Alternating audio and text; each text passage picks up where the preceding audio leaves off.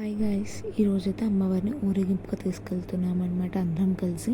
నేనైతే హనుమాన్ టెంపుల్కి వచ్చాను పొద్దున్నే మమ్మీ వాళ్ళతో కలిసి. ఆ తర్వాత ప్రదక్షిణ చేసి అమ్మవారిని ఊరేగింపుకి స్టార్ట్ చేస్తున్నాం అనమాట.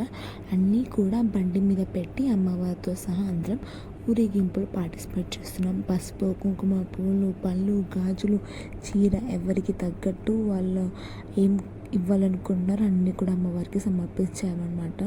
అలాగే ప్రసాదం అన్నీ కూడా బండి మీద ఎక్కించి ఊరేగింపు స్టార్ట్ చేసాం. ఎవరైతే ఊరేగింపులో పార్టిసిపేట్ చేయలేరో వాళ్ళందరూ గుడికి వచ్చి ఇచ్చారనమాట. అవన్నీ కూడా అక్కడ పెట్టి పూజ చేస్తున్నారు అయ్యగారు. పూజ అయిపోగానే అందరు కూడా అమ్మవారికి నీట్గా సార సమర్పించుకుంటారు. సారా అంటే బియ్యం పూస్తారనమాట. చూస్తున్నారుగా అమ్మవారిని ఎన్ని రకాల కూరగాయలతో అలంకరించారో. సో మన చేతులతో మనమే అమ్మవారికి సమర్పించుకోవచ్చు.